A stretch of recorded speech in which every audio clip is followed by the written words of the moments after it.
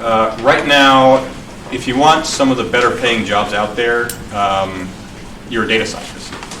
And what does that mean? Basically, it means most people have phones. Phones are generating enormous amounts of data on you. All right, so they know when you turn on your phone, they know when you turn off your phone, they know when you turn on the app, they know what you're doing with the app. All of that data, it's kind of the new gold rush, or the new oil rush, if you will.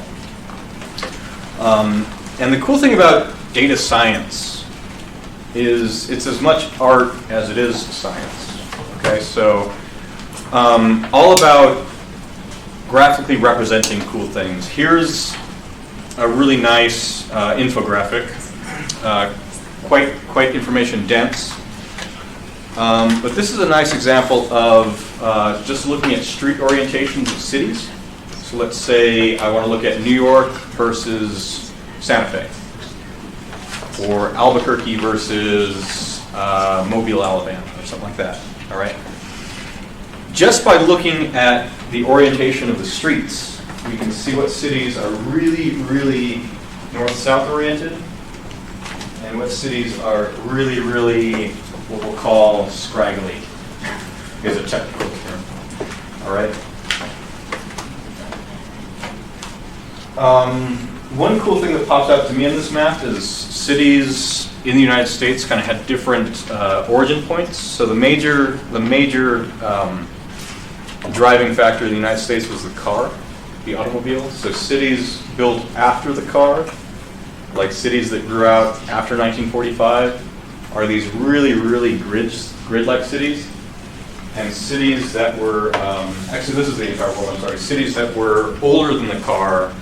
Rome is down there in the far corner because you just have to have the shortest paths between cities. I can tell you something about like when the city was really expanded, or maybe what cities are really, really weird. This is a website called Flowing Data. And this is one of my favorite websites because it has just a ton of data visualizations. All right. I encourage you all to just kind of pass through here and see what really. So this is what I alluded to earlier. So there's a meme out there that is like impeach this, and it shows this map, right? And actually we can scale it to population, and the graphical impact of all that red kind of goes away, right? If you scale it to population. Don't all the little pieces of red make up for most of the blue? They do. It actually equals about 50-50, which is the truth of the country. So. But instead of, point being, instead of this, which is like 90%, right? Okay, so that's flowing data.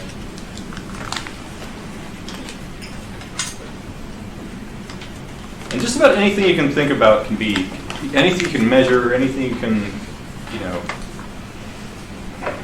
count can be considered data. You can visualize it. And that's your creativity. There are simple ways to do it, like the graphs and net logo, or you can be as crazy as like this one. If it works. There it is. You can be as crazy as this one. So this is National Oceanographic Administration, like just wind speed, graphed every single minute of every single day out into this. I don't know if this is using WebGL or something like that. This is just what is the wind today, and you can tell things about. I guess it's really windy near Dallas. Might have hurricane, might have tornadoes soon. Versus where we are, right about here. You should be able to zoom in too. Aha.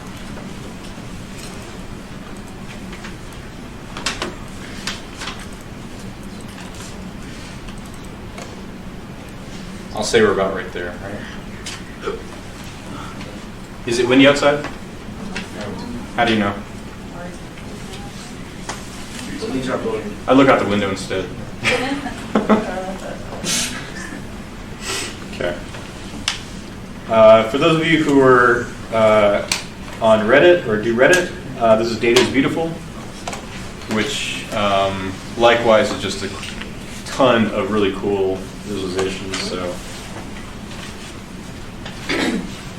there's one that's useful, like what battery lasts longer. And they scale the battery size according to how long it lasts. If it tells us something about things, then I'll ignore the aesthetics. Check this one out. That's one of my favorites. So if I push a bicycle, right? If I just let a bicycle go, it's going to wobble for a while. This is just like that simulation that I did. So just like that model of wolf and sheep or the model of rock, paper, scissors. This is a computational model, a physics model of a bicycle that we just like iterate, kick it a number of times. So most of them fall down somewhere in here. Most, others will fall down here. We can tell something about the dynamics of how a bike works just by looking at like where it's more likely to fall down, where it's unlikely to fall down. And then the cool things are the majority case and then the outliers.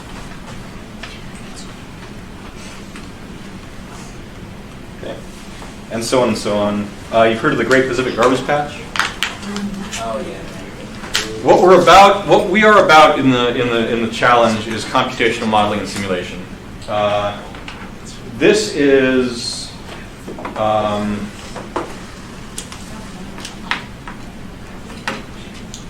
I don't know if this is real world data or if this is simulation, but a good model should be very, very close to the real world. So, is this a good model? You know who that is? Is it a good? It's a good model in this room. If some random person from outside came in, though, they wouldn't know what that is. Cool. So this is all. This. What was that one? Yeah. That's a Gaussian distribution of the colors in a photo of Gauss. What about the one right over here? Actually, that's not a Gaussian distribution. That's just a photo of Gauss and the distribution of colors in the photo.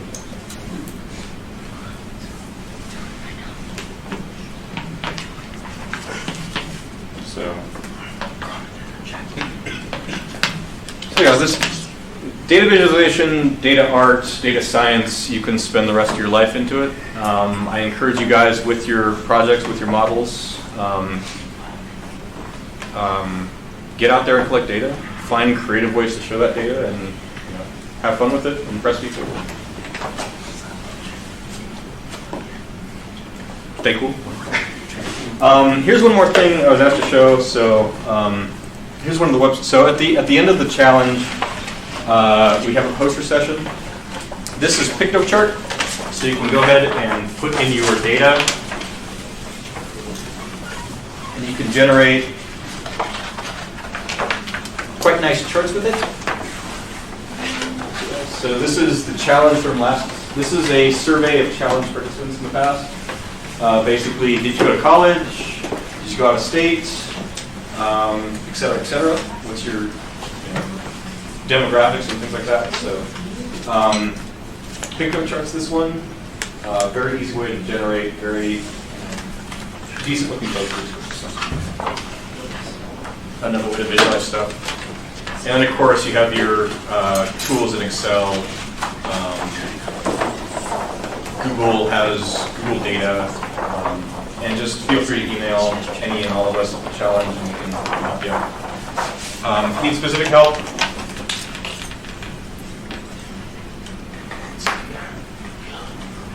So this is,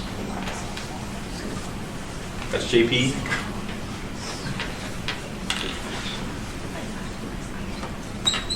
You can email me at jp@sanfe.edu. So, good luck, have fun. Class dismissed. Yes. Thank you.